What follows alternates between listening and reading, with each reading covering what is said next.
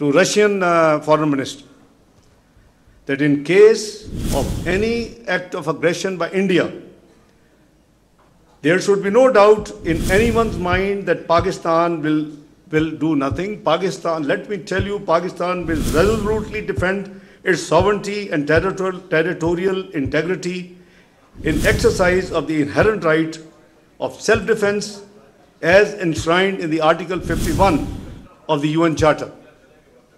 So, I have given loud and clear message to the almost major countries of the world that where do we stand and what they can expect from us in case of.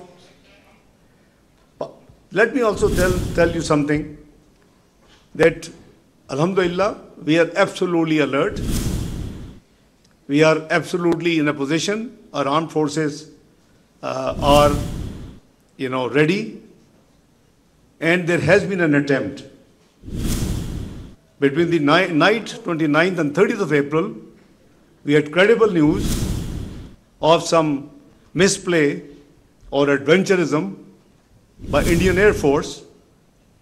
Alhamdulillah, we made them to run back and turn back to India. Our Air Force moved swiftly, timely, and made them to run back and turn back to India. According to our information, they landed in hurry at Srinagar. Pakistan also remains concerned at the insightful and Islamophobic narrative being directed against the Kashmiris as well as the Indian Muslims in the backdrop of the current situation. This must end forthwith. Excellencies, ladies and gentlemen, in this backdrop, India's illegal and unilateral decision to hold the Indus Water Treaty in abeyance should be a matter of serious concern to the world community. The treaty provides no basis for such unilateral actions, as he explained. India's actions undermines a fundamental pillar of regional stability with profound implications for the peaceful management of vital shared resources between the neighbors. The National Security Committee of Pakistan, as I said, has made it abundantly clear on 24th of April 2025 that any attempt to stop or divert the flow of water belonging to Pakistan as per the Indus Water Treaty will be considered an act of war. Excellencies, ladies and gentlemen, the international community must take serious note of these developments at a time when the region requires cooperation and restraint. Any tolerance for adventurism would only embolden further instability in this part of the globe. We must not forget that the unresolved Jammu and Kashmir dispute remains the primary source of volatility in South Asia.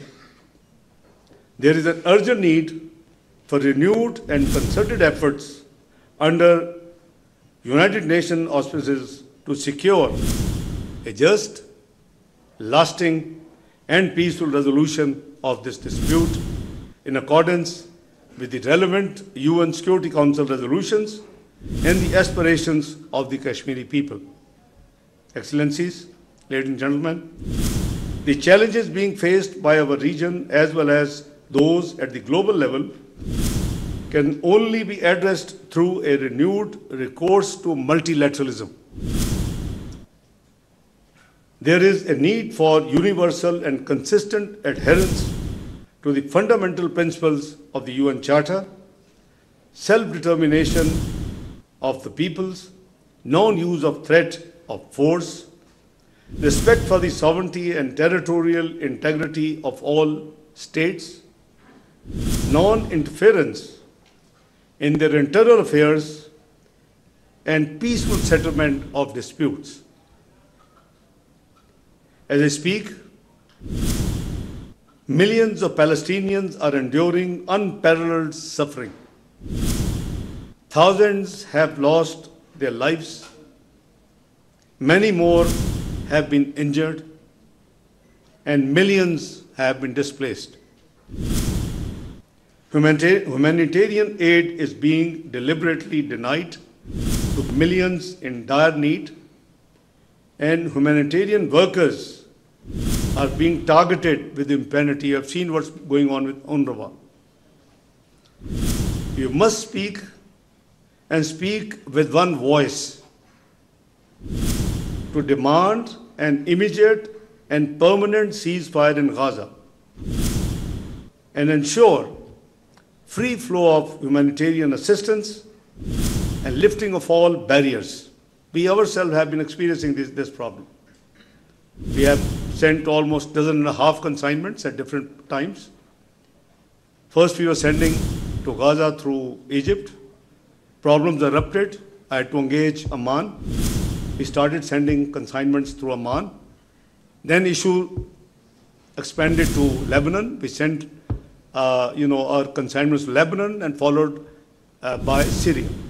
So we have been experiencing, we are doing on pure humanitarian grounds this humanitarian assistance through the National Disasters Management Authority, who takes the lead in implementing the decisions of Prime Minister Shehbaz Sharif and the government in this regard.